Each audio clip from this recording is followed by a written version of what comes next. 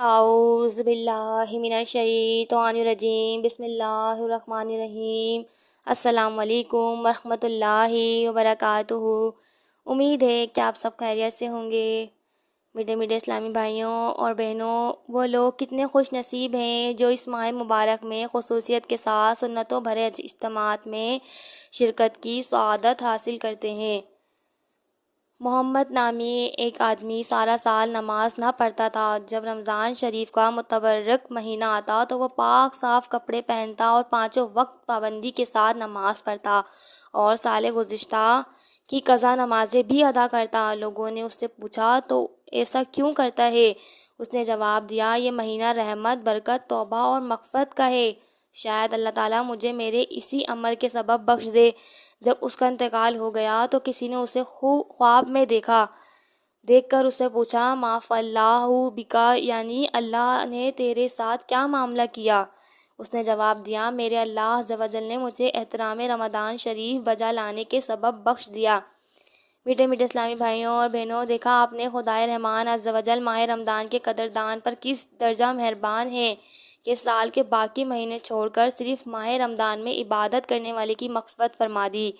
اس حکایت سے کہیں کوئی یہ نہ سمجھ بیٹھے کہ اب تو معاذ اللہ عز و جل سارا سال نمازوں کی چھٹی ہو گئی، صرف رمضان المبارک میں روزہ نماز کر لیا کریں گے اور سیدھے جنت میں چلے جائیں گے۔ پیارے اسلامی بھائیوں، دراصل بخشنا یا عذاب کرنا یہ سب کچھ اللہ تعالیٰ کی مشیت پر موقوف ہے۔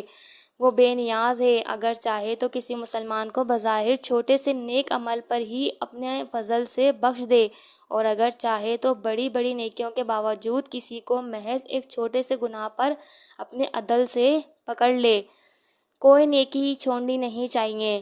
نہ جانے اللہ عز و جل کو کون سی نیکی پسند آ جائے، اور کوئی چھوٹے سے چھوٹا گناہ نہیں کرنا چاہیے کہ نہ جانے کس گناہ پر اللہ تعالیٰ ناراض ہو جائے اور اس کا دردناک عذاب گھیر لے۔ خلیفہ اعلیٰ حضرت فقیہ اعظم سیدنا ابو یوسف محمد شریف نقل فرماتے ہیں، اللہ عز و جل نے تین چیزوں کو تین چیزوں میں پوشیدہ رکھا ہے: اپنی رضا کو اپنی اطاعت میں، اور اپنی ناراضی کو اپنی نافرمانی میں، اور اپنے اولیاء کو اپنے بندوں میں۔ یہ قول نقل کرنے کے بعد یہ فقیہ اعظم رحمۃ اللہ علیہ الکرام فرماتے ہیں، لہٰذا ہر طاعت اور ہر نیکی کو عمل میں لانا چاہیے کہ معلوم نہیں کس نیکی پر وہ راضی ہو جائے، اور ہر بدی سے بچنا چاہیے کیونکہ معلوم نہیں کس بدی پر وہ ناراض ہو جائے، خواہ وہ بدی کیسی ہی چھوٹی ہو۔ مثلاً بلا اجازت کسی کے تنکے کا خلال کرنا بظاہر ایک معمولی سی بات ہے، یا کسی ہمسائے کی مٹی سے اس کی اجازت کے بغیر ہاتھ دھونا گویا ایک چھوٹی سی بات ہے، مگر ممکن ہے کہ اس کی برائی میں ہی حق تعالیٰ کی ناراضی مخفی یعنی چھپی ہوئی ہو تو ایسی چھوٹی چھوٹی باتوں سے بھی بچنا چاہیے۔ رحمت کے طلبگاروں، جب اللہ عز و جل بخشنے پر آتا ہے تو بظاہر ہر نیکی کتنی ہی چھوٹی ہو وہ اس کے سبب کرم فرما دیتا ہے، جیسا کہ ایک عورت کو صرف اس لیے بخش دیا گیا کہ اس نے ایک پیاسے کتے کو پانی پلایا تھا۔ ایک حدیث میں سرکار مدینہ سلطان باقرینہ قرار قلب و سینہ صلی اللہ تعالیٰ علیہ وآلہ وسلم کا یہ فرمان علی شان بھی ملتا ہے کہ ایک شخص نے راستے سے ایک درخت کو اس لیے ہٹا دیا کہ لوگوں کو اس سے تکلیف نہ پہنچے، اللہ تعالیٰ نے خوش ہو کر اس کی مغفرت فرما دی۔ ایک صحیح حدیث میں قرض کے مطالبے میں نرمی کرنے والے ایک شخص کی نجات ہو جانے کا واقعہ بھی آیا ہے۔ اللہ عز و جل کی رحمت کے واقعات جمع کرنے جائیں تو اتنے ہیں کہ جمع کرنا مشکل ہو جائے۔ جب اللہ عز و جل رحمت کرنے پر آتا ہے تو یوں بھی سبب بناتا ہے کہ کسی ایک عمل کو اپنی بارگاہ میں شرف قبولیت عطا فرما دیتا ہے، اور پھر اسی کے باعث اس پر رحمتوں کی بارش کر دیتا ہے۔ لہٰذا اب ایک حدیث مبارکہ پیش کی جاتی ہے جس میں متعدد ایسے لوگوں کا بیان کیا گیا ہے کہ وہ کسی نہ کسی نیکی کے سبب اللہ تعالیٰ کی گرفت سے بچ گئے اور رحمت خداوندی نے انہیں اپنی آغوش میں لے لیا۔ چنانچہ حضرت سیدنا عبد الرحمن بن سمرہ رضی اللہ تعالیٰ عنہ سے روایت ہے، ایک بار حضور اکرم نور مجسم شاہ آدم بنی آدم صلی اللہ تعالیٰ علیہ وآلہ وسلم تشریف لائے اور ارشاد فرمایا، آج رات میں نے ایک عجیب خواب دیکھا کہ ایک شخص کی روح قبض کرنے کے لیے ملک الموت علیہ السلام تشریف لائے، لیکن اس کا ماں باپ اس کی اطاعت کرنا سامنے آ گیا اور وہ بچ گیا۔ ایک شخص پر عذاب قبر چھا گیا لیکن اس کے وضو کی نیکی نے اسے بچا لیا۔ ایک شخص کو شیاطین نے گھیر لیا لیکن ذکر اللہ عز و جل کرنے کی نیکی نے اس کو بچا لیا۔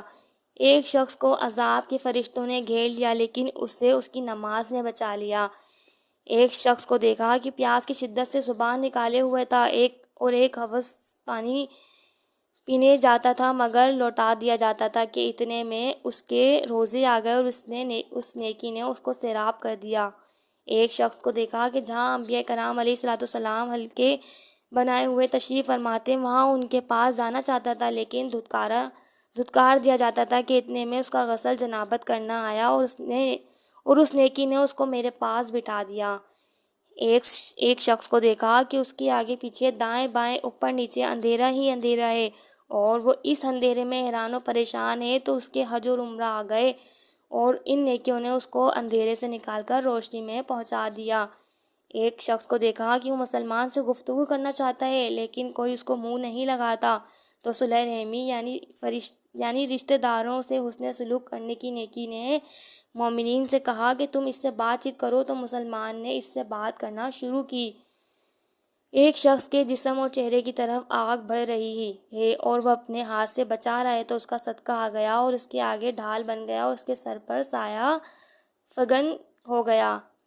ایک شخص کو زبانیہ یعنی عذاب کے مخصوص فرشتوں نے چاروں طرف سے گھیر لیا لیکن اس کا امر بالمعروف و نہی عن المنکر آیا، یعنی نیکی کرنے کا حکم اور برائی سے منع کرنے کی نیکی آئی اور اس نے اسے بچا لیا اور رحمت کے فرشتے کے حوالے کر دیا۔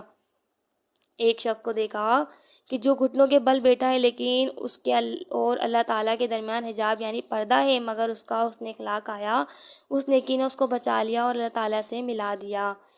ایک شخص کی نیکیوں کا وزن ہلکا رہا مگر اس کی سخاوت آ گئی اور نیکیوں کا وزن بڑھ گیا۔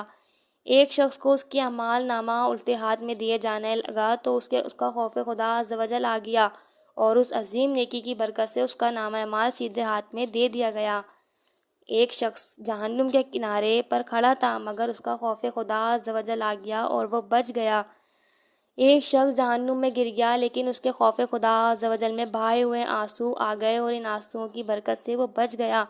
ایک شخص پل صراط پر کھڑا تھا اور ٹہنی کی طرح لرز رہا تھا لیکن اس کا اللہ عز و جل کے ساتھ اس نے ظن یعنی اللہ عز و جل سے اچھا گمان آیا اور اس نیکی نے اسے بچا لیا اور وہ پل صراط سے گزر گیا۔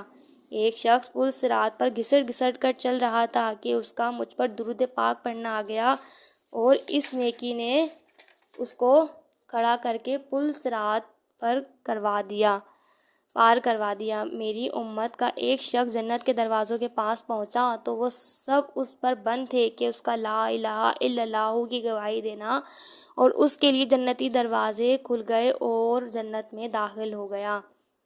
کچھ لوگوں کے ہونٹ کاٹے جا رہے تھے۔ میں نے جبریل علیہ الصلوۃ والسلام سے دریافت کیا، یہ کون ہیں؟ انہوں نے بتایا کہ یہ لوگوں کے درمیان چغل خوری کرنے والے ہیں۔ کچھ لوگوں کو زبان سے لٹکا دیا گیا تھا۔ میں نے جبریل علیہ الصلوۃ والسلام سے ان کے بارے میں پوچھا تو انہوں نے بتایا کہ یہ لوگوں پر جھوٹی تہمت لگانے والے ہیں۔ تو میٹھے میٹھے اسلامی بھائیوں اور بہنوں، آپ نے ملاحظہ فرمایا اطاعت والدین، وضو، نماز، روزہ، ذکر اللہ عز و جل، حج و عمرہ، صلہ رحمی، امر بالمعروف و نہی عن المنکر، صدقہ، حسن اخلاق، ثقافت، خوف خدا عز و جل میں رونا، نیز اللہ عز و جل کے ساتھ حسن ظن وغیرہ وغیرہ نیکیوں کے سبب اللہ عز و جل نے اپنے بندوں پر کرم فرما دیا اور انہیں عتاب و عذاب سے رہائی مل گئی۔ بہرحال یہ اس کے فضل و کرم کے معاملات ہیں۔